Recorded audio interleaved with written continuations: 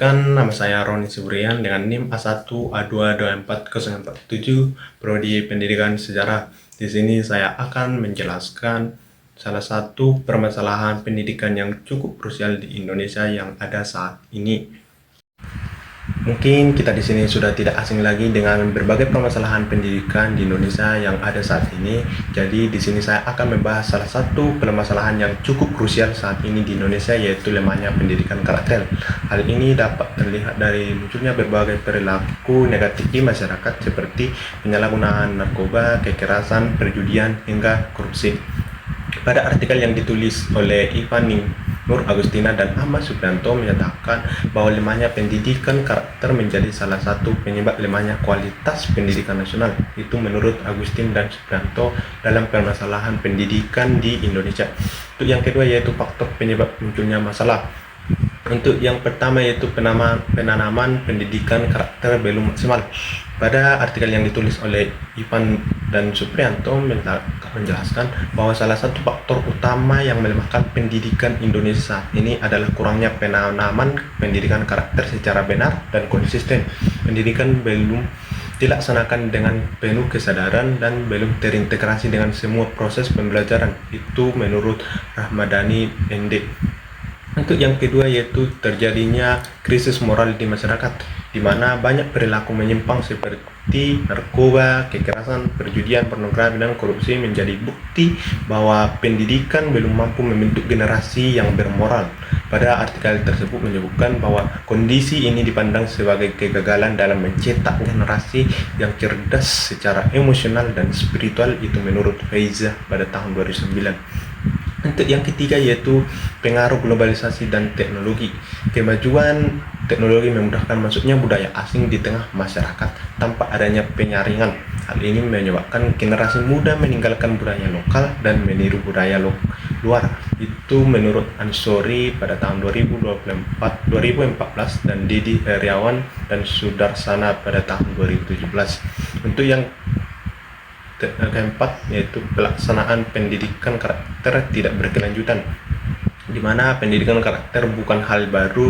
Dokumen pada artikel tersebut menyatakan bahwa pelaksanaannya sering tidak dilakukan secara berkelanjutan dan kurang profesional sehingga tidak memberikan hasil yang maksimal. Itu menurut Sudrajat pada tahun 2011.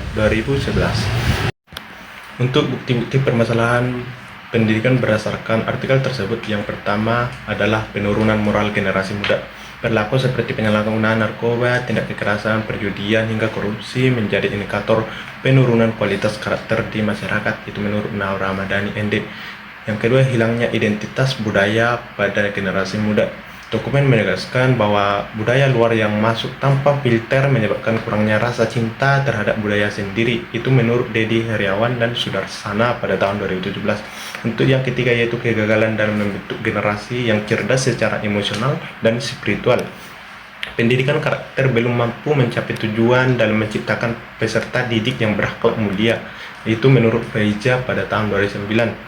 Untuk yang keempat yaitu solusi untuk mengatasi lemahnya pendidikan karakter di Indonesia saat ini. Yang pertama, mengintegrasikan pendidikan karakter dalam setiap proses pembelajaran. Pendidikan karakter harus dilakukan secara terus-menerus dan terintegrasi pada semua mata pelajaran, bukan berdiri sendiri. Itu menurut Kristiwan pada tahun 2016 dan Judi pada tahun 2010. Untuk yang kedua yaitu melibatkan peran orang tua serta masyarakat. Dokumen tersebut menyebutkan bahwa orang tua memiliki kendali penting dalam pembentukan karakter, sehingga kerja sama orang tua sekolah sangat diperlukan. Untuk yang ketiga yaitu mengarahkan penggunaan teknologi secara positif. Pendidikan teknologi informasi dan komunikasi diperlukan agar peserta didik dapat menggunakan teknologi secara bijak sehingga tidak terjerumus pada dampak negatif globalisasi. Untuk yang keempat yaitu melakukan supervisi pendidikan secara rutin. Supervisi dibutuhkan untuk memastikan bahwa proses pembelajaran termasuk pendidikan karakter berjalan dengan baik sesuai dengan standar yang ditetapkan. Untuk yang kelima yaitu memanfaatkan budaya lokal dalam pembelajaran karakter. Pendekatan etnopedagogi dapat membantu memperkuat nilai budaya lokal yang mampu membentuk karakter siswa.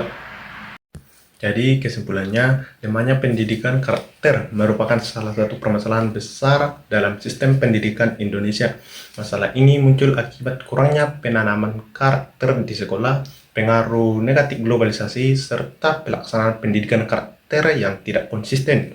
Untuk mengatasi masalah ini, sekolah perlu mengintegrasikan pendidikan karakter secara holistik, memperkuat kerjasama dengan orang tua, membimbing siswa dalam penggunaan teknologi, serta memanfaatkan budaya lokal sebagai bagian dari pembelajaran.